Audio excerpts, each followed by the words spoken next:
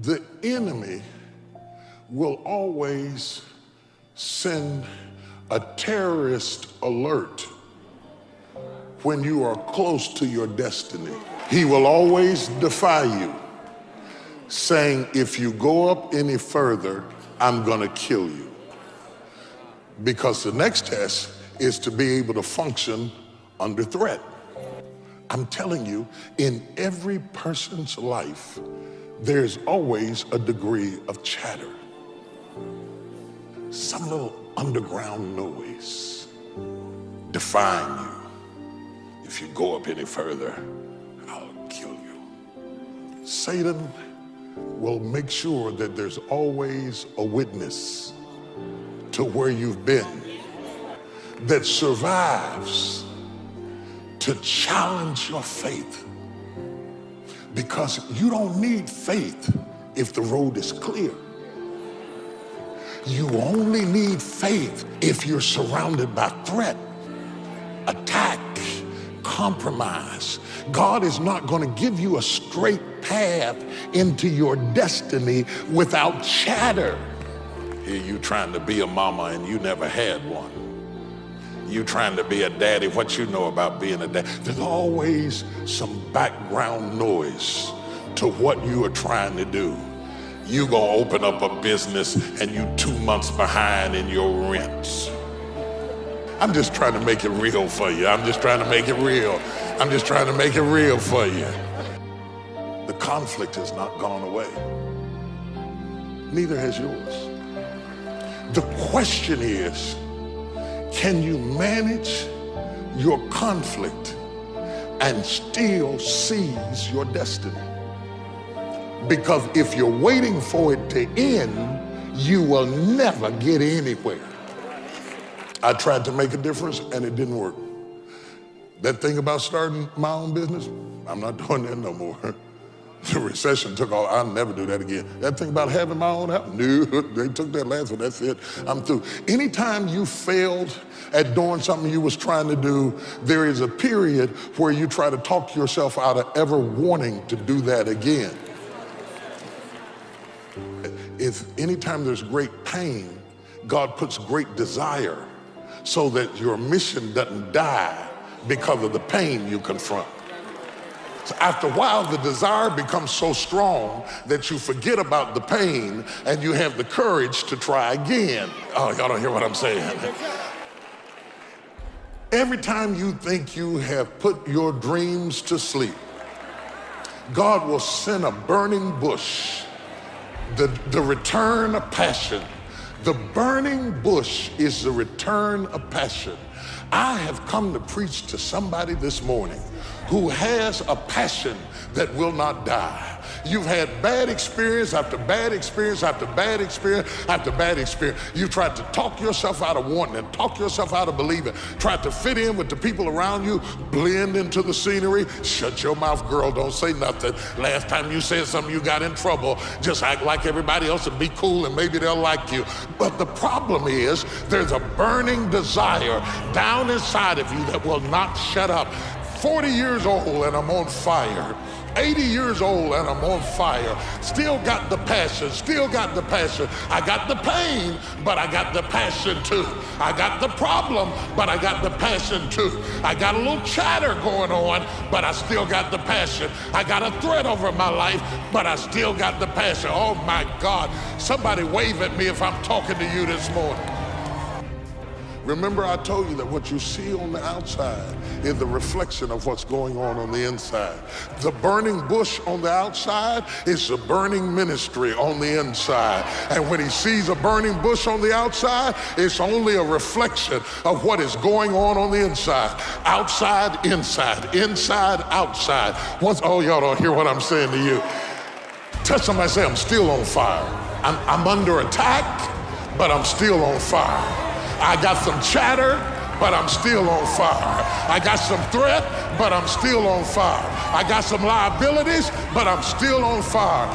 It's not amazing that I'm on fire. What's amazing is that the bush has not been consumed. I've been to hell and back, but I'm still burning. Last time I tried it, I got in trouble, but I'm still burning. I got some haters that's trying to destroy me, but I'm still burning. Does anybody understand the words that are coming out of my mouth? Still on fire. I'm still on fire. I'm still on fire. I'm still on fire. I'm still on fire. I'm still on fire. I'm still on fire. I'm still on fire. I'm still on fire. I still want it. I still believe it. I still got a vision. I still got a passion. I still got a burning. I still got a dream. I still got a hope. I still got a desire. It don't even look like the right time. He's 80 years old and the bush has not been consumed. What do you do with the fire that will not go away? This is a message for people who have messed up, failed, faltered, blew it, did something stupid, got yourself in trouble, and you think your life is over because you did something stupid. Your life is not over. Yes, they're going to talk about you. Yes, they're going to bring up your past. Yes, there's going to be a chatter. Yes, there's going to be a threat over your head. But nothing that the enemy is chattering about has put out your fire. And God is going to burn in your life. Woo, my God. Who am I preaching to this morning? I'm saying this is a time more than ever that you want to begin to inoculate yourself with positive words, coming to conventions, showing up on meetings, being on the calls, to make yourself unstoppable, to get out of your mind the polluting negative thoughts that's causing most people to go through life being stuck because they're volunteer victims. Somebody said that many people die at age 25 and don't get buried until they're 65 because they got so much garbage in their minds. You are here because you've got a clear vision of what you want and where you're going. Give yourselves a round of applause. Come on, bring your energy level up. Yes, yes. You want more. You want more. You're different. You're different than everybody else. Don't worry if they don't get it. Don't try and convince people to do this business. A person convinced against their will is of the same opinion still. You are not like everybody else. You can walk outside and find pigeons, but if you're looking for eagles, it's going to take you a minute. You are different. It's lonely at the top. It's lonely at the top, but you eat better. That's what I'm talking about. You're different. One great entrepreneur said, I choose not to be a common man. It's my right to be uncommon if I can. I seek opportunity, not security. I do not wish to be a kept citizen, humbled and dulled by having the state look after me. I want to take the calculated risk, to dream and to build, to fail and to succeed. I refuse to live from hand to mouth. I prefer the challenges of life to the guaranteed existence, the thrill of fulfillment to the still calm of utopia. I will never cower before any master, nor bend to any threat. It's my heritage to stand erect, proud and unafraid, to face the world boldly and say, this I have done. You showed up because you're building a business that you can stand and say, I did this. I did this. This is my dream. Give yourselves a round of applause. Yes, yes, yes. Here's why we don't really reach into the future. We're trapped either by regret of the past or the routine of the present. So busy with the routine of the present, we don't give much thought to designing the future. Or trapped by the past with regrets of past losses and past failures and past mistakes. And we relive it over and over again, not to the benefit of changing it for the future, but just because, we feel that our lives have been less than favorable simply because of all the things that's happened to us in the past. But here's the real key, is to spend some time, and usually we don't do it until someone comes by and offers the suggestion. That's why meeting the right person at the right time, attending the right class, listening to the right sermon, having a conversation with the right person sometimes can totally change the direction of your life. And you're never the same after that personal contact, or sitting in that class, or reading that book, or coming face to face with someone who says, hey, You know, our lives are not that good. What could we do to change? And that very conversation starts this whole process. Wow, I'm arrived at a fairly place. How could I change all of that for the future? And that is all possible. And this point of contact, maybe today, will help change all of that and give some of you a new glimpse of some of the possibilities. We talked a little bit earlier about the possibilities and believing that the possibilities were possible for you, then going to work and make them happen. But let's talk now about setting goals and see if we can't make this really meaningful. Here's the next key. Make sure that the greatest pull on you is the pull of the future. Not the pull of the past that keeps taking you back. Not the pull of gravity like the present that just keeps you sort of stuck where you are. But we want to make sure that the greatest influence and pull on us is the pull of the future. If you have powerful goals well designed and plenty of them to stir your imagination, here's what they will do. Goals become like a magnet.